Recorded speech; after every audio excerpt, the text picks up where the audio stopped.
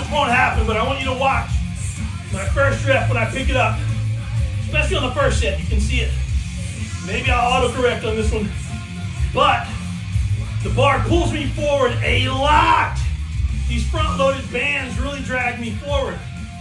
In order for me to autocorrect for this, I have to lean back, drive my feet in the ground, get those shins vertical, and severely load the hamstrings and the lats and stay upright. If you're one of those deadlifters that are constantly shoulders over the bar incorrectly, this is a great exercise to help you practice to get better at that, or you're going to eat the floor. This is a great position exercise as well as a great hamstring exercise. Pausing just below the knees, use that pause time to make sure that everything is perfect. Every position is perfect.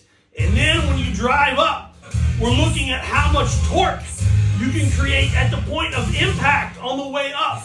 If you are slow, then it's all low back. If you are fast, then it's hamstrings where it should be. Use this exercise to make you better, guys. Come on, chopper it.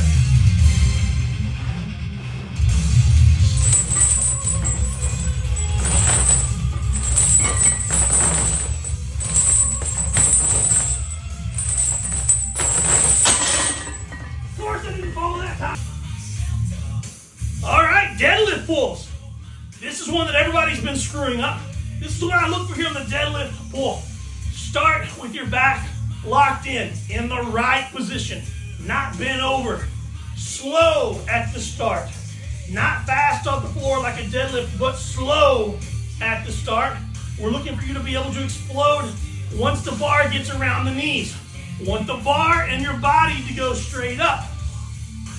There are a bunch of different ways that you can do this right, a bunch of different ways you can do this wrong.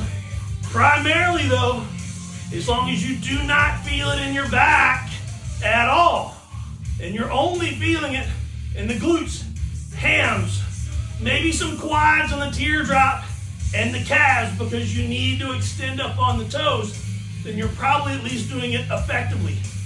You don't want to bring the bar up your body. You're not pulling with the arms at all.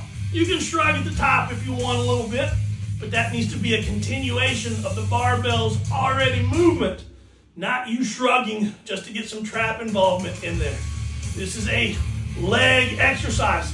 This is not a deadlift building exercise. This is an exercise that we use to build sandbag for height, all the overhead press events, sandbag to shoulder, Atlas stones, sandbag loading. I mentioned overhead press already. And hey, it's gonna have some good carryover to your deadlift anyway. This is a great exercise that you can do a week out from the meet. You can do sets of 7 to 10s, 2-3 sets of 7 to 10, and it's gonna work those muscles to keep you very active and reactive without beating you up. 3 weeks out, you can do sets of 3s and 5s. 5, 8 weeks out, 10 weeks out, you start with, hey, we're gonna learn this exercise with 4 sets of 5, and then we're gonna move on to some sets of 7s, 8s, and 10s, depending on what the athlete needs. It's not gonna beat you up. It's gonna build some explosiveness. It's gonna build some muscle. And you can work on some technique for those events. But do them smart. This pattern of movement, this explosive, is why you see a lot of weightlifters pull a hamstring on a clean. Very deceptive exercise. So now that I've talked, let me get ready and do everything wrong for you.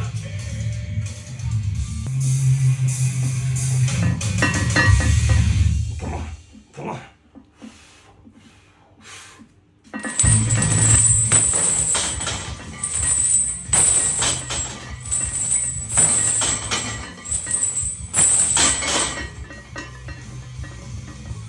Yep.